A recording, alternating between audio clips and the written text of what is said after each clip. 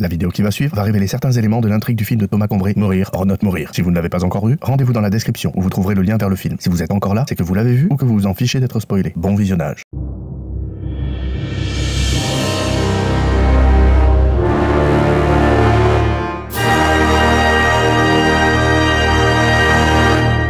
Durant le tournage d'un long métrage, il y a plein de petites choses à prendre en compte. Déjà le cadre, le positionnement des acteurs, de la caméra, l'éclairage et le jeu des comédiens, mais également le placement de toute l'équipe technique. Alors en général c'est plutôt facile, tout le monde reste derrière le champ de la caméra, comme ça on est sûr qu'ils apparaissent pas à l'image, mais bon, il faut quand même faire gaffe aux reflets, dans d'éventuels miroirs ou des carrosseries de voitures, ou même des verres de lunettes. En revanche, il y a toujours un technicien qui est à la limite du champ de vision de la caméra, voire dedans si on fait pas attention, c'est le perchman, la personne qui prend le son avec son micro et sa perche. Et donc si en général on arrive assez bien à ce que ce technicien reste en dehors du champ de la caméra grâce à sa très longue perche qui tient son micro, d'où le nom perchman, il arrive en revanche parfois que le bout de sa perche apparaisse à l'image. On le voit apparaître comme ça en haut du cadre. Donc on voit soit le micro, soit sa bonnette, ce qu'on appelle la bonnette ou le dead cat, qui rentre par inadvertance dans le champ de la caméra. Alors là il y a deux méthodes possibles pour l'effacer, soit le réalisateur choisit de recadrer un petit peu l'image, de rentrer un peu dans l'image et donc fait disparaître ce qui était à la limite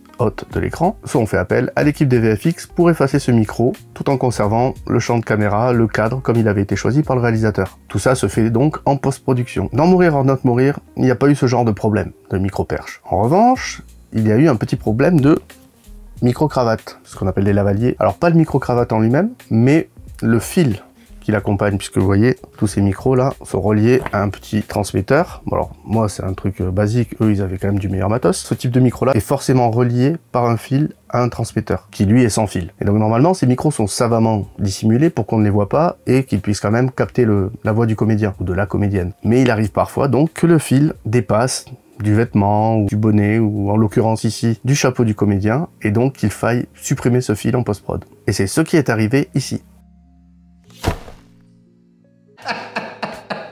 La mort nulle. Alors pour recréer l'arrière-plan, j'ai traqué une partie dégagée du poster que j'ai ensuite réutilisé comme un fond au niveau du fil du micro. Le tracking, ça consiste à enregistrer les déplacements d'un groupe de pixels et de réutiliser ce mouvement pour y attacher ce qu'on veut, des images, du texte ou autre. Le rotoscoping, c'est un peu la même chose, sauf qu'on va suivre le mouvement d'un objet pour créer un masque. Une fois qu'on a le masque et l'arrière-plan reconstitué, il n'y a plus qu'à assembler le tout. Et voilà. Du coup, j'ai appliqué cette méthode pour toute cette scène. La mort nulle. Camion. La mort nulle. Camion, quoi. Un camion de poubelle. Se dire que c'est une pauvre qui s'est fait tuer par d'autres pauvres. Se dire que c'est une pauvre qui s'est fait tuer par d'autres pauvres. Ils se tuent en... Non mais faites pas ces tronches-là, c'est une actrice, hein, il y en a partout, on en trouve facile. Écoute-moi bien, petit fils de bourge. Tu veux qu'on regarde si ça arrive qu'aux autres? Ok, donc t'es en train de me menacer là? Tu veux pas plutôt essayer de faire un bon film? Il y en a partout, on en trouve facile. Écoute-moi bien, petit fils de bourge. Tu veux qu'on regarde si ça arrive qu'aux autres? Ok, donc t'es en train de me menacer là?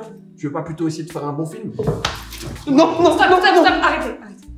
Dans un autre registre, il arrive parfois, et en fonction du budget du tournage, qu'on doit s'adapter aux lieux dans lesquels on tourne. On dispose pas toujours du budget et de l'équipe décor nécessaire pour modifier un lieu exactement comme le réalisateur le souhaiterait. Alors ça peut être un avion de ligne qui passe au fond du ciel, ou une ligne à haute tension, très loin dans le décor, alors qu'on est censé tourner un film médiéval et donc ne pas voir ce genre de choses. Donc bref, le décor comporte parfois des petits détails, des petites imperfections que même avec un gros budget, il est difficile de supprimer. Typiquement les lignes à haute tension, on va pas les abattre juste parce qu'on tourne un film. Et il y a également, dans un registre un peu moins important, mais tout aussi gênant pour l'immersion du film, des panneaux qui peuvent apparaître, de la publicité ou des descriptions de lieux. Et ici en l'occurrence, c'était des panneaux Gîtes de France sur la façade de la pension où étaient logés et les comédiens et les personnages du film. Et ces panneaux étaient bien trop visibles à l'écran, vraiment on voyait que ça. Et donc dans ces cas-là, une fois encore, on fait appel aux magiciens des effets spéciaux pour effacer numériquement tous ces petits panneaux gênants et qui troublent l'immersion et la vision qu'en avait le réalisateur.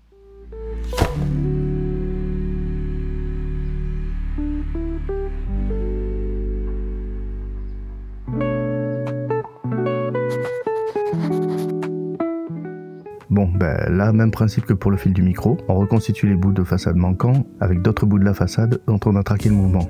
J'en profite même au passage pour corriger une petite imperfection dans une des pierres pour éviter l'effet de répétition sur la partie du panneau effacé.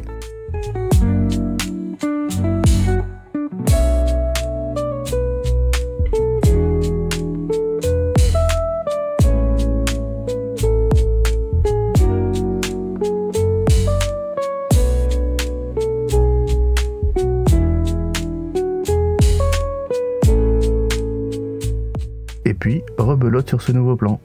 Là, j'essaie de faire les mêmes modifications que sur le premier pour garder une cohérence de l'aspect de la façade, même si ces deux plans sont très éloignés dans le temps l'un de l'autre et que personne ne le remarquerait.